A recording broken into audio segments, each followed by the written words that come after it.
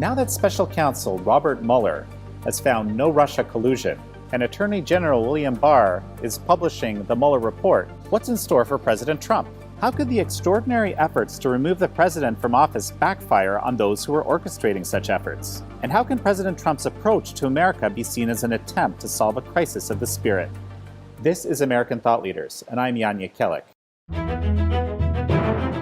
Today we sit down with Hoover Institution and National Review Institute fellow Dr. Victor Davis Hanson. He is a columnist, a scholar of American and ancient history, and the author of numerous books, the most recent being The Case for Trump. We discuss Dr. Hanson's new book, President Trump's Unorthodox Strategy to Engage the American Electorate, and how both current events and historical precedent position the president for 2020. Victor, it's wonderful to have you on American Thought Leaders. Thank you for having me. You know, it's actually kind of funny because you sort of personify what this show is all about, you know, as a leading American intellectual. I don't know if I'm leading or not. Well, it seems to me, and certainly others I've talked to. So you're a historian of both American and ancient history. You're a fellow of the Hoover Institution, where we are now, and NRI. But you're also a columnist. I saw you're a tour guide. You're actually a farmer. There's a very interesting story behind that, and of course, author of many books, which includes The Case for Trump, which is why we're here to talk about that. I really enjoyed the book. As I was saying a little bit earlier, it kind of helped me contextualize a lot of what I've been seeing in the landscape. But so let's start with something that figures significantly into the news right now that actually is prominent in the book, which is basically how the Russia collusion narrative has fit into the campaign, 2016 campaign, and then into the election afterwards. You made some predictions around what the outcome of whether the Mueller report would have one outcome or another, what would actually happen.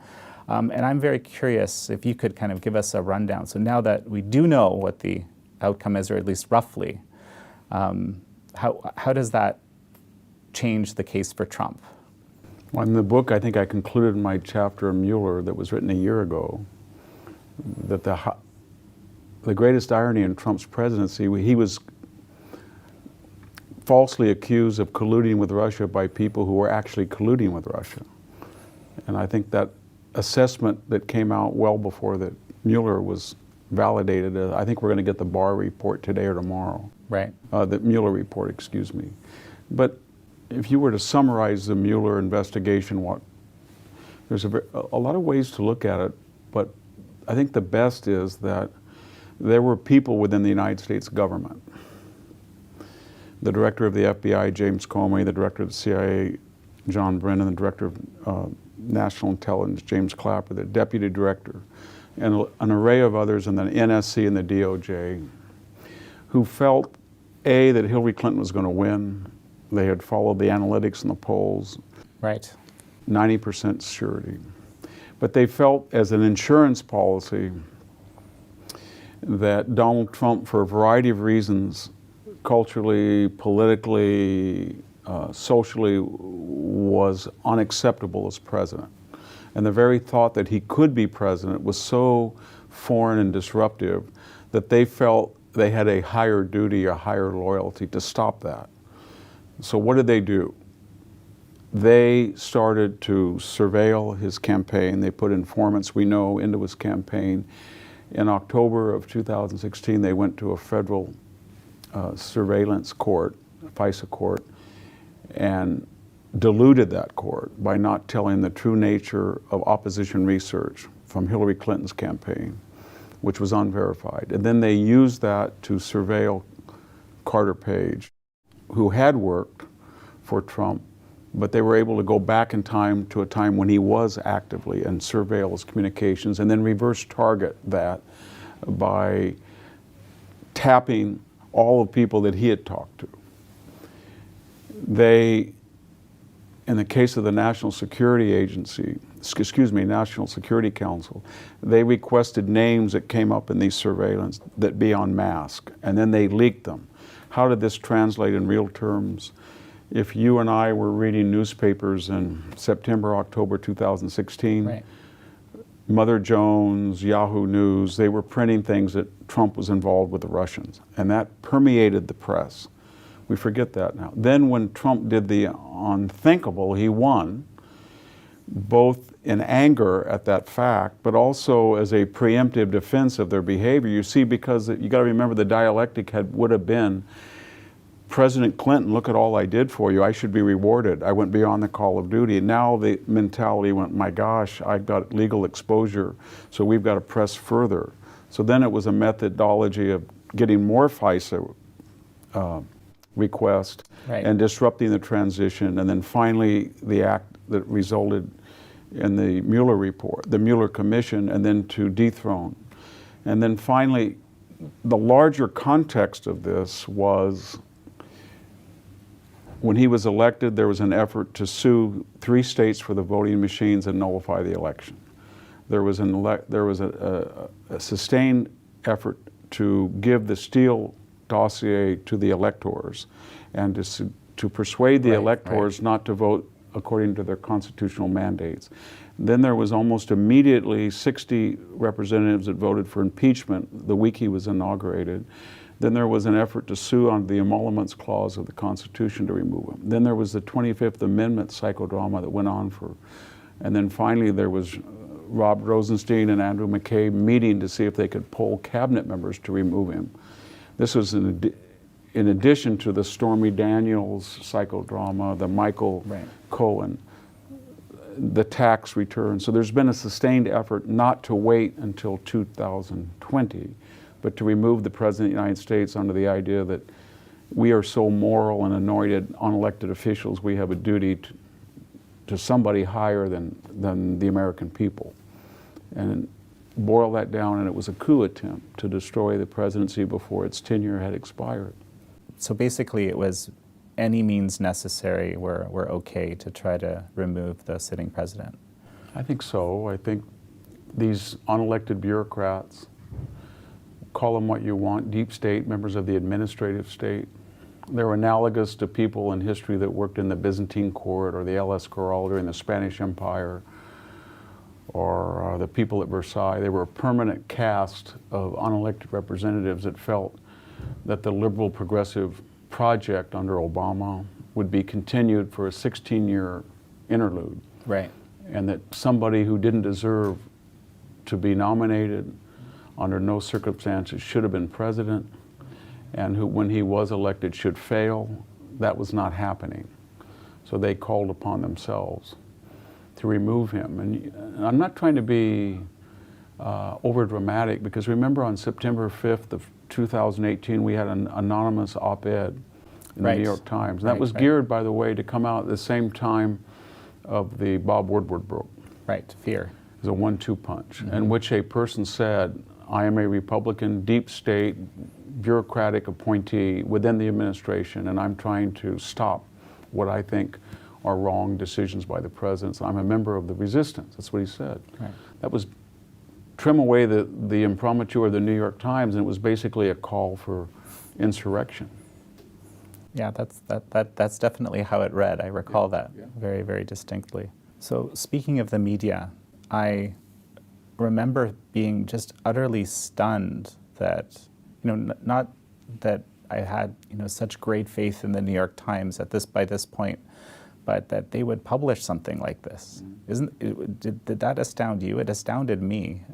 When those questions arise in my mind, or most people's minds, they always ask, what would be the inverse? So somebody would say that during the Obama administration, let's say a high official within the Obama cabinet or executive branch would say, I really don't think the President of the United States has a legal right to grant unilateral amnesty. Or he might say, Obamacare, as Jonathan Gruber said, was sold on a lie, and the President misled the American people. Therefore, I have a higher duty to resist. And would the New York Times have published that? I don't think they would have. And had somebody actually submitted it to them, I imagine they would have sent it to the FBI to be investigated. That's, again, where we are in the United States now. And the idea is that progressivism has taken over the Democratic Party, and progressivism itself is transmogrifying into socialism. And under that ideology, the law is flexible and malleable, and it's defined by what our ideas of morality are. The law can be good or bad depending on whether it serves our egalitarian agendas, which are basically equality of result and a French revolutionary value system. And to the degree that you want to advance that, then the law makes the necessary adjustments. And that's what we've seen since Trump was elected. So have the media been doing this sort of thing all along? I mean, essentially you're saying that the media have kind of become, is it part of this progressive caucus or something like that, or the majority of the media anyhow? Is that how I think the media has always been left of center, but in the old days of Walter Cronkite or John Chancellor, when I was growing up, there was a sort of professional protocol that you weren't overt, you were implicit, but not overt.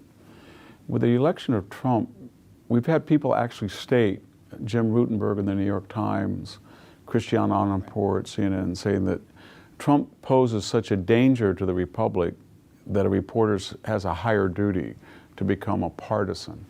And then this term fake news is not just a rhetorical smear by Donald Trump. I mean, if you look at CNN, just to take one network, they reported that the bust of Martin Luther King was removed. It was not. They reported that James Comey would testify that he told Trump that he was under investigation. He did not do that.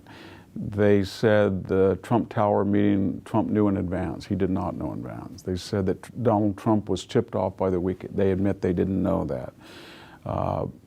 Anderson Cooper had to apologize for using some really crude language on the air about Trump. Reza Aslan, the religious editor, had to resign for using a smear. Two CNN reporters joked on a hot mic about Trump crashing. You remember Kathy Griffin held up the decapitated head at a CNN. That's just one network. And so, again, they become a fusion party of the media and the Progressive Democratic Party. They're together. And you can see that with the WikiLeaks. When the Podesta Trove was released to the public, you had people like Dana Milbank or Glenn Thrush. These are marquee reporters that were writing to John Podesta and says, I'm really a hack, but I want you to proofread this, and you object, and I'll make any changes you want, as if the media has to have the Clinton campaign approval or something. Approval, yeah. Can't remember of that happening in the United States. So, and this is all juxtaposed to the idea that Donald Trump hasn't done anything illegal to reporters. He may have talked about fake news and the media is the enemy of the people, but he hasn't surveilled people like Barack Obama did with the Associated Press reporters or with Fox News, James Rosen, where they actually broke into their accounts and surveilled their communication. So that's what's so bizarre about it. Well, he's actually quite accessible, actually, right? Yes. And so he's had more press conference. He'll say anything, anywhere, to anyone, on any topic. Trump will, spontaneously. But we're in such a degree of polarization and hatred of Trump that it's blinded all reason. And so we don't say Russia. What has Trump done with Russia? Well, he has upped the sanctions. He's killed Russians in Syria. He's been tough in the air over Syria. He's increased oil production by 3 million barrels. It hurts Russian oil. He's forced NATO to spend more. He's beefed up defense. He has tried to restore missile defense in Eastern Europe that Obama canceled on the hot mic. So he's been much more aggressive on Russia. But yet we have this albatross around his neck of Russian collusion. And he has no collusion, but that's because he says things in the art of the deal fashion about Putin.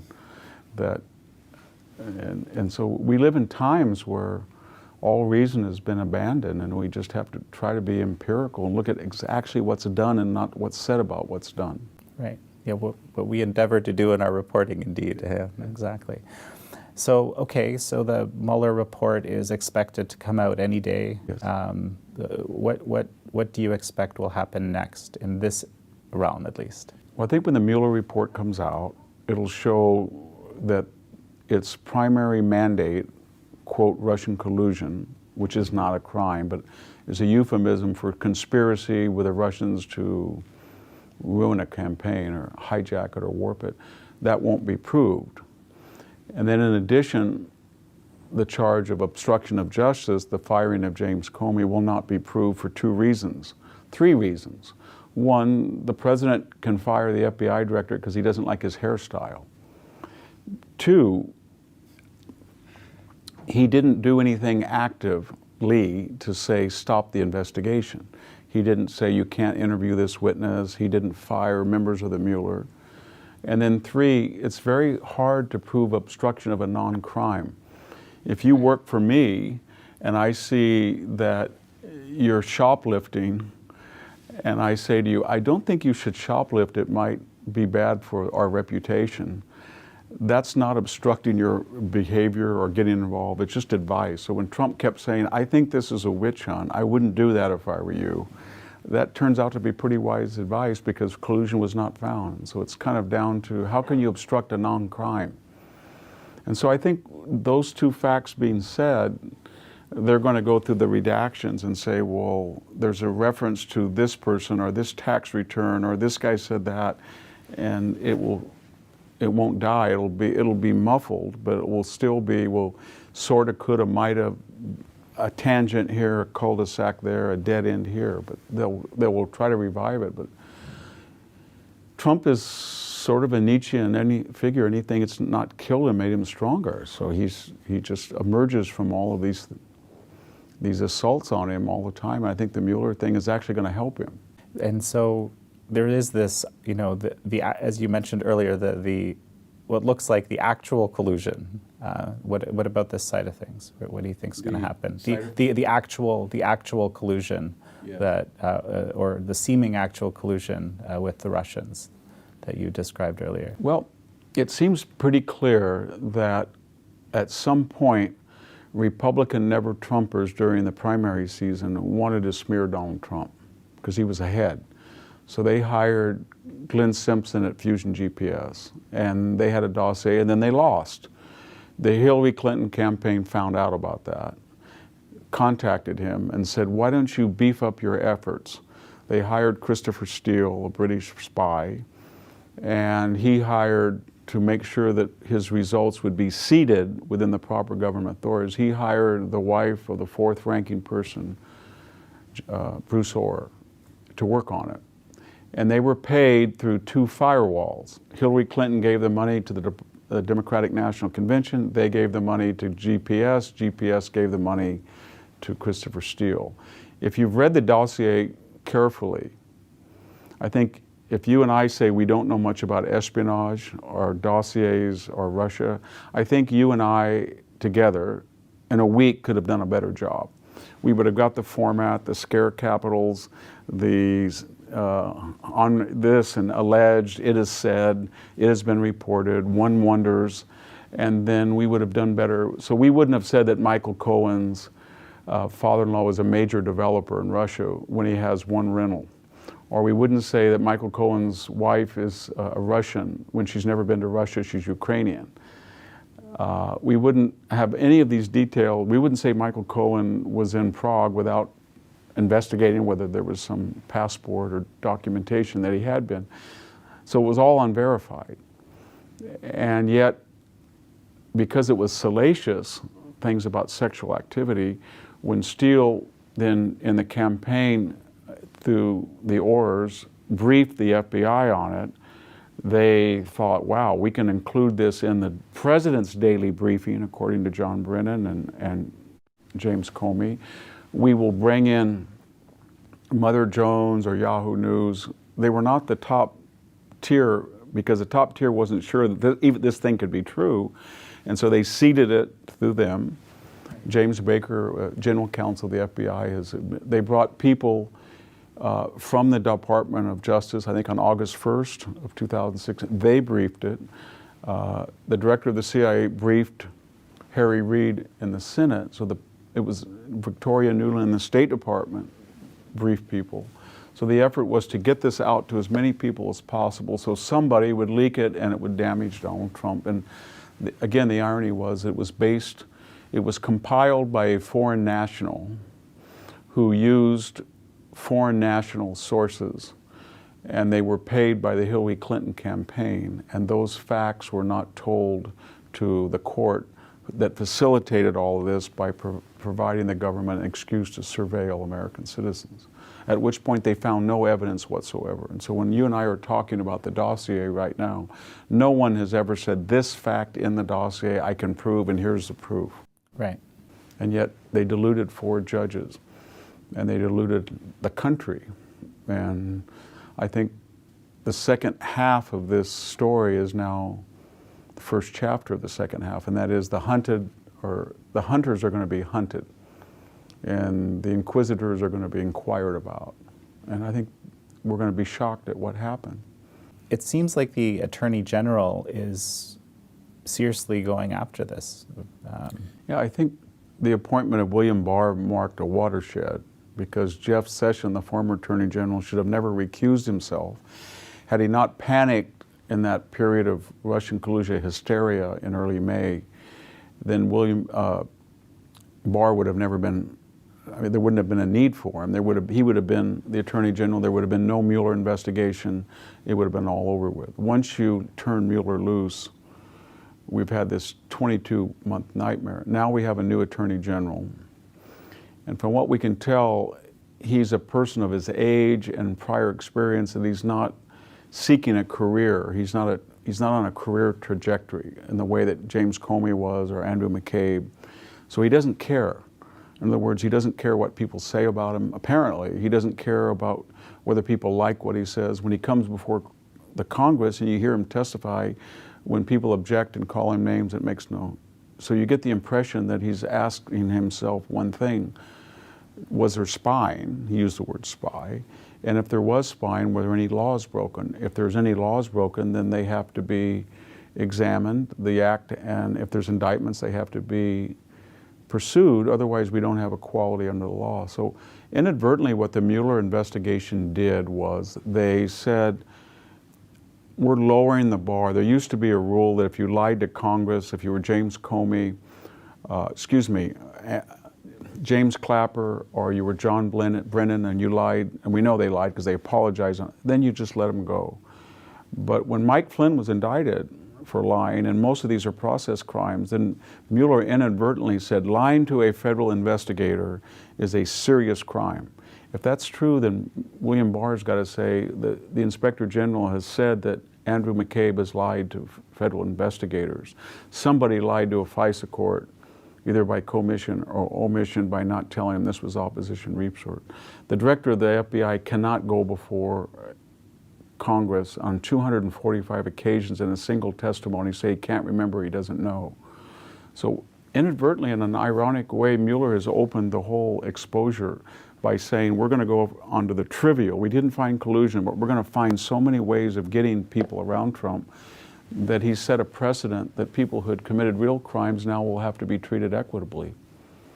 It's going to be very interesting to see how all this unfolds, I think. It's going to be very ironic, Sophoclean tragedy or irony, because inadvertently, as we watched 22 months of Mueller, what we were really watching, and we didn't know at the time, some of us did, but they didn't know at the time, that they were building a case for their own indictments by their behavior, either directly or by going after behavior in people who were largely innocent, and then providing a model for people who were clearly guilty to be prosecuted for the same crime. Be held to the same standard, essentially. Hold the same standard. And they didn't understand what they were doing, but that's what hubris and nemesis are all about. Right. So, speaking of Sophoclean tragedy, you actually describe in the book President Trump as potentially a kind of tragic hero figure, and I found that very fascinating. I think there's a whole chapter about that. Well, tragic hero is a term we use from Sophoclean drama.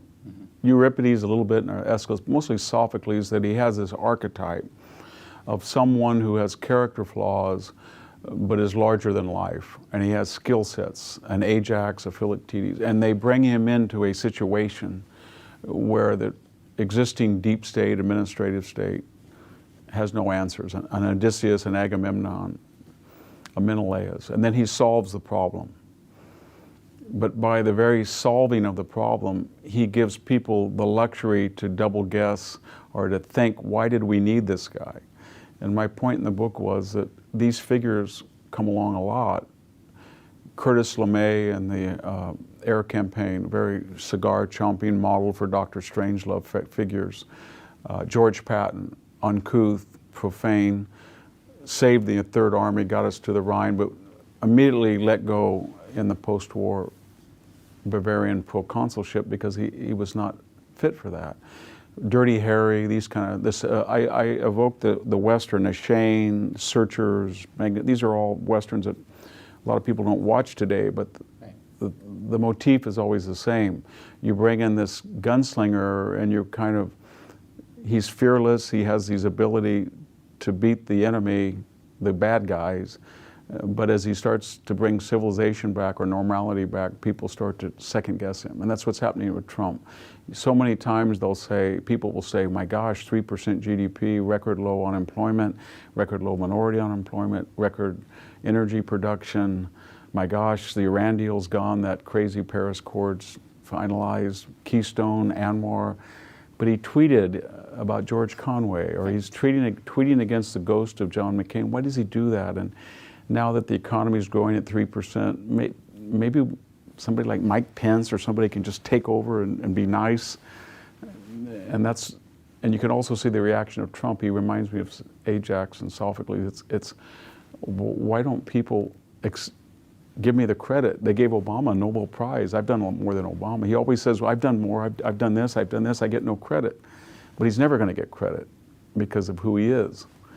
He's a Manhattan, Queens accented developer with a strange hairstyle and skin color, and he doesn't play the game. If he goes to the Indiana State Fair or he goes to Tulare, California or the South, it's the same Queens accent, same suit, just like you have on or I have on. Hillary doesn't do that. She's got a Southern accent here, an inner city accent here. John Kerry, when he ran, he had flannel at the state fair. Trump is authentic. He's who he is, he's unapologetic. He's also empathetic. Our farmers, our vets, and he goes to West Virginia. Hillary goes to West Virginia and she says, I'm sorry, you guys have to basically learn solar skills or something. I'm going to put you out of business. Trump goes and says, I love big, beautiful coal. So he's just plays by a weird set of rules but I think he's done a lot of good, but I don't expect he'll ever get credit for it. I'll be happy. I don't think he'll be invited to funerals of ex-presidents. I don't think that the next president will call Donald Trump up and ask for advice. I don't think he'll call Obama or Clinton or Bush up and ask for advice. Yeah, that's not who that tragic figure is like that. Well, so you also described that the supporters of President Trump kind of, at least some of them think of him as a kind of a chemotherapy, almost. You know, as I was reading, and tell me if I read this correctly. And I don't know if this is your perspective or the perspective of the supporters, but I get the sense you said in the book that you voted right for him. It's almost kind of his presidency is like this unorthodox, raucous response to, could you say almost an existential threat of, cultural demise or something like that? I think people thought two things when they nominated and elected Trump. They said the economy is stagnant, no 3% annualized GDP in 10 years. No gain in real wages. They've written off the middle of the country. They're losers. They're not part of the globalized elite on the coast.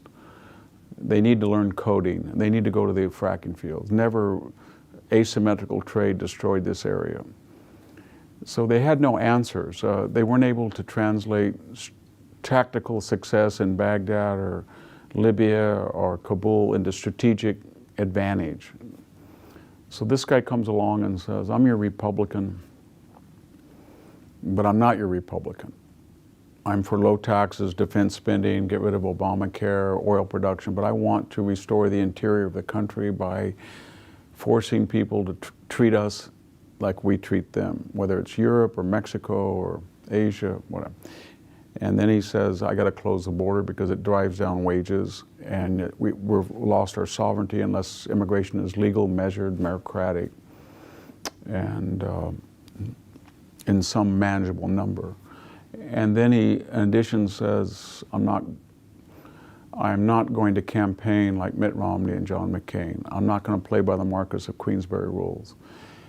And the message to people was, if I had been John McCain, Reverend Wright would have been on TV 24/7. If I had been in the debate with Mitt Romney and Candy Crawley and Barack Obama, and she had joined the opposition as moderator, I would have stopped the debate and walked out. So whether you like me or not, it's not going to be that way. We hadn't seen that since Lee Atwater tore apart Mike Dukakis in 1988 for George H.W. Bush. I'm not condoning that, but I'm just saying that people were in a mood. They felt that the Republican Party had not done much better than the Democratic Party at the national level. They lost 5 out of the 6 last popular votes. They had not won 51% since 1988. And yet they'd done very well at the state and local level. So there was this idea we're nominating these play-by-the-Marquess of Queensberry rules, Bob Dole, George H.W. Bush, George W. Bush, John McCain, Mitt Romney, and we want somebody like Reagan who grabbed that thing and said, I'm paying for this debate. Tear down that wall. And they got instead Donald Trump. And he said, you attack Donald Trump, and most of it he's retaliatory, then he's going to attack you. If you're afraid to get it, pretty much guaranteed, right? Guaranteed. No matter how minor, how silly it is, he's going to retaliate to you. If you think you don't want to get down into a wrestling match with him, he's actually been in a wrestling ring. He doesn't care. And everybody who's got into an argument with him, who usually even John McCain started the argument when he said Trump is bringing out the crazies.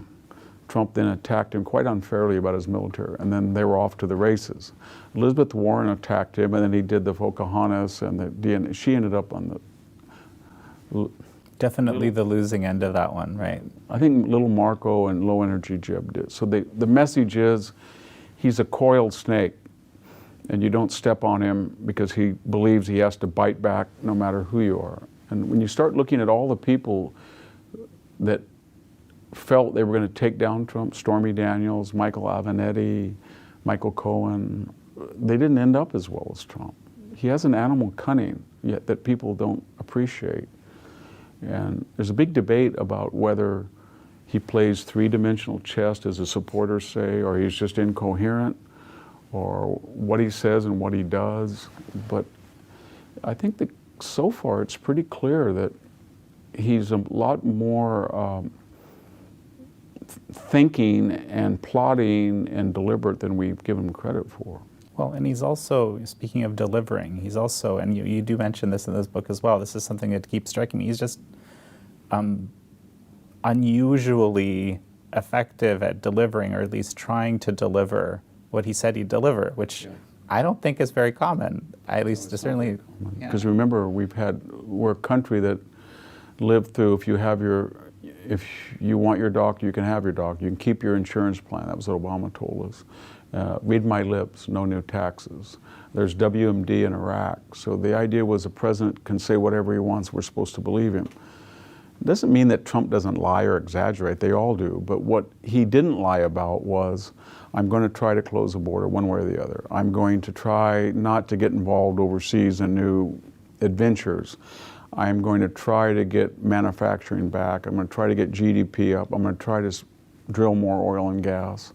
I'm going to try to deregulate. I'm going to try to get judges who are strict construction. And he did. And so now he has a record as we go into 2020, and that record, two things are happening. He's got a record this way, and the Democratic Party has gone from being Democratic to liberal to progressive to neo-socialist. So he's going to be running against not Hillary Clinton, Annie Oakley Hillary sometimes, but reparations, infanticide, Green Deal, talk of a 90% income tax rate, a wealth tax, forgive all student debt, abolish ICE, abolish electoral college, 16-year-old vote. Do any of those issues have 51% support? I don't think so. And unless they make a correction and get a Joe Biden in and say, I didn't really mean that at the convention, or when I endorsed it, I refute that, they're going to be running in George McGovern or Walter Mondale fashion if they don't watch it, they being the progressives. So I want to come back to that, but there's a few things that you wrote that I want to kind of hit on a little bit, and because I wasn't exactly sure what you meant, but it's very fascinating. So you said in your words, and correct me if I don't have this right, but you said, what's wrong with America? That Trump argued that what is wrong with America was not its morality, but its spirit, or perhaps loss of its spirit. Can you expand on this idea a bit? Well, translated, Trump said, you don't have to be perfect to be good. And a society, a postmodern society that's affluent and leisure, has the margin of error to double guess and triple guess and say, 160 years ago we had slavery, or we had Jim Crow 60 years ago, or women didn't get to vote until 100 years ago, and therefore we're flawed at the inception. And Trump's argument was all people are sinful. Every country has liabilities. It's not whether we're good and they're bad, it's whether we're better than the alternative. That's all you need to be, better than the alternative, because we're a self-critical society. The second argument he made is this very process of constant self-criticism and self-debasement and apology tours and racist, sexist is demoralizing to something called the national spirit. So when you keep doing that to a society, you can't build the Hoover Dam. You can't build you can't go to the moon. You can't win World War II because you don't believe that you're any better than the alternative. And when societies have done that, Rome in the 5th century or Byzantium in the 15th century, then history says if you don't believe you're better than the alternative, what's the purpose? You have no reason to continue as an exceptional country. So that's what his message really was, that yes, we're flawed, but we're so much better than the alternative that we have to press on and be even better, make America great, again. And people said, well, we were sexist. And he said, well, we may be sexist, we may be racist, but we were working on it, but at that time we had a spirit, and we've crushed it. And that was the message that a lot of people thought was superior to, let's just talk about how deplorable and irredeemable and crazy and clinging we are. And that was the Democratic message. Well, and is it also we want to remake society in some sort of new image? Yeah, I think when Barack Obama said, I think it was a week before the election of 2008, we're this close to fundamentally transforming America, what he meant was economically we'd be a redistributive society. You didn't build that, now's not the time to profit. At some point you made enough money. And we would be a collection of tribes. So how we looked superficially would be essential to our character. We would be Asian American, we'd be Black American, we'd be gay American, we'd be women, female American, but we wouldn't be American first. And Trump comes along and says, what society has ever succeeded? Austria-Hungary, Rwanda, Iraq, the Balkans, once you promote your tribal interest over that of the Commonwealth. We understand that we've been racist in our past, but we've always overcome that through greater laws, greater sensitivity, intermarriage, assimilation, integration.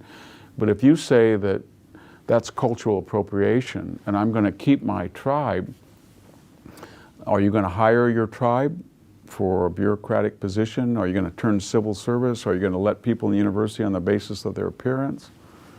It's a very strange thing. The American way, when he backed the lawsuit about Asians trying to get into Harvard, I shouldn't say trying to get into Harvard and being accepted based on their merit in disproportionate numbers. Trump said, fine, if Harvard's 100% Asian, what's the difference between that and the NBA being 78% African American? Are we going to have Asian affirmative action for basketball? That's a very lucrative sport. It's a lot more lucrative than most people that go to Harvard. So that was, the thing about Trump is that whether it's something crazy like saying sanctuary cities, if they want sanctuary cities, let's let them have more illegal aliens in other places. It sounds so crazy, so shocking, but there's a logic to it. And so they can't be, because he always picks issues where 51% of public opinion agrees with his common sense. Colin Kaepernick, I mean, think about it. A multimillionaire person who grew up in a middle-class mixed-race family is now claiming that because his career trajectory didn't fit his conceptions of his own ability, that he was going to damn all of America's racists. And we were going to sit there and watch people who were multimillionaires not stand up for the flag of people who died in Okinawa or Iwo Jima or Shiloh for that flag. And they were going to convince 51% of that wasn't going to happen. So when he jumped into that, he understood where the preponderance of public opinion was. Well, are you saying that Trump is basically trying to rediscover the founding principles, the founding spirit of the country? Is that? He is, but he's not trying to do it in a way that most presidents would be. They would give a windy peroration or sermon on, this was the founding of our country, this is what I'm trying to do. Instead, he's more like a bird of prey, and he surveys the horizon. And he says to himself, which issues today will allow me to make a point about Americans' founding and principle? The Covington kids, the Jussie Smollett, the Colin Kaepernick, the Kavanaugh hearings. In each one of these, there are principles of due process, right of cross-examination, presumption of innocence, appreciation for American values, the superiority of integration over separatism or tribalism, and then he pounces like a bird of prey. And people think the president shouldn't have intervened, he shouldn't have said this, but when it's all said and done, in every one of those cases, public opinion tends to be on his side. And incrementally, insidiously, he is empowering people to come forward and saying, you know what, that's fake news. I don't care if you call me a racist, call me a nationalist, I could care less. And pushing back on everything.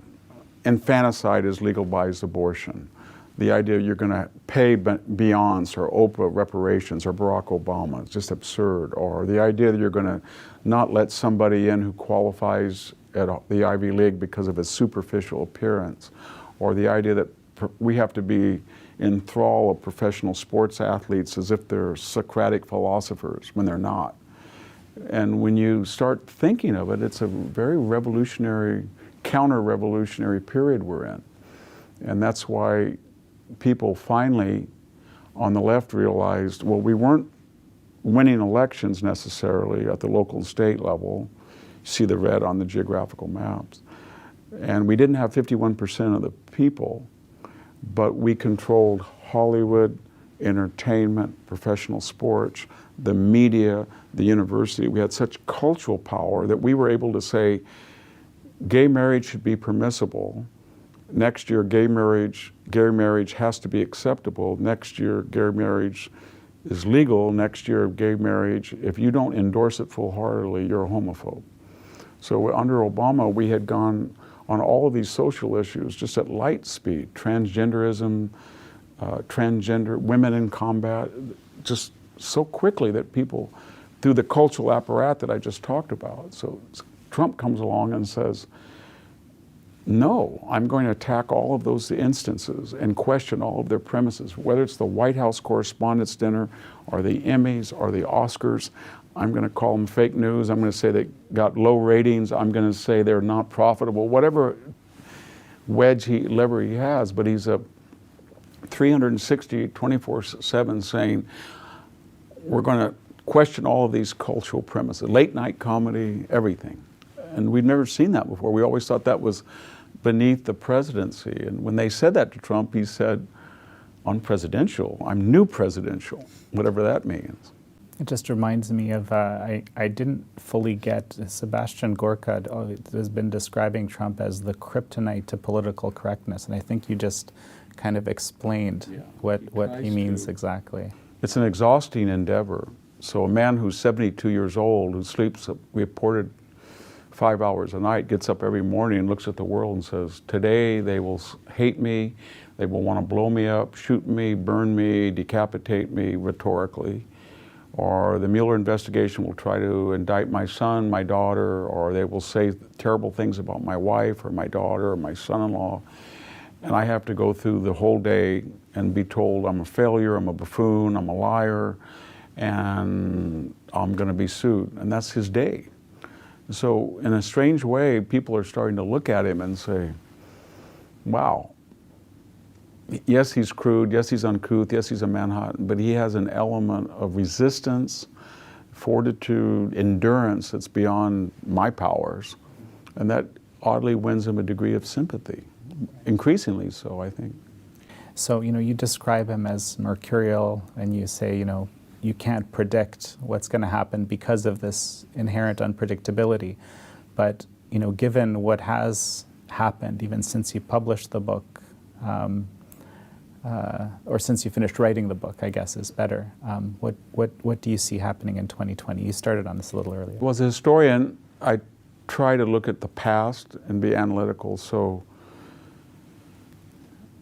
presidents that were reelected, take two, Bill Clinton and Barack Obama. During their first midterm, Clinton lost 53 seats, Obama 62, Trump 39. Clinton 8 Senate seats, Obama 6, Trump +2. Polls, all three 43 to 45% at the third-year juncture. Clinton destroyed Bob Dole. Obama pretty much destroyed in the Electoral College Mitt Romney. In terms of past presidents, their first midterm performance, their popularity, and what actually happened in their reelection, it's Trump's to lose again or to win. But also, a president whose second term is destroyed or who doesn't win a second term, it's usually from an unpopular war, a Vietnam or Iraq war in the case of Bush, it destroyed his second term. Or if he doesn't get elected, it's an economic downfall that destroyed George H.W. Bush's attempt, or Jimmy Carter, or it's a scandal like Watergate. I don't see the Mueller investigation leading to a scandal. We probably will go into a recession, but I don't see it in the next 2 years. And I know that he's not going to get into an optional war of the Iraq-Afghanistan sort. So in the second series of data, he's done very well compared to other presidents in the midterms in popularity, or at least no worse. And he doesn't have an existential crisis. So the third element is presidents don't run in popularity contests. It's not Trump I like or don't. It's either there's a better or worse candidate. So he's going to not run against Hillary Clinton. He's going to run against somebody who's going to be tagged with a lot of issues. We're speaking in April of 2019, but we don't know how these Democratic 20-something candidates are going to deal with issues like reparations or a wealth tax or the Green Deal or 16. They're all very unpopular.